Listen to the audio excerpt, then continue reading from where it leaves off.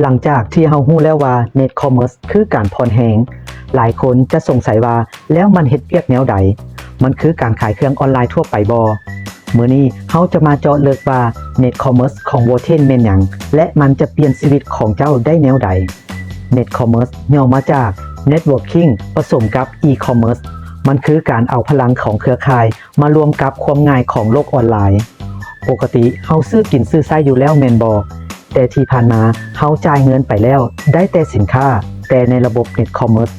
ทุกๆการซื้อและการบอกต่อของเจ้าจะถูกเปลี่ยนให้เป็นค่าการตลาดกลับคืนหาเจ้า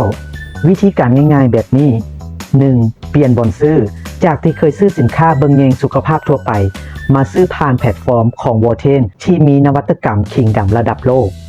2. แชร์ระบบเจ้าบ่ได้แชร์แต่สินค้าแต่เจ้าแชร์โอกาสเมื่อหมู่ของเจ้าสนใจและซื้อผ่านระบบจะบันทึกไว้ทันทีว่าเป็นเครือข่ายของเจ้า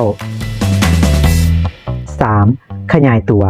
เมื่อหมู่บอกต่อหมู่เครือข่ายจะใหญ่ขึ้นเรื่อยๆโดยที่เจ้าบ่ต้องสั่งเครื่องเองหรือส่งเครื่องเองเลยเพราะบริษัทเฮ็ดให้หมดนี่ล่ะ Net Commerce มันคือการสร้างท่อส่งเงินด้วยการเปลี่ยนกิจวัตรประจำวันให้เป็นธุรกิจ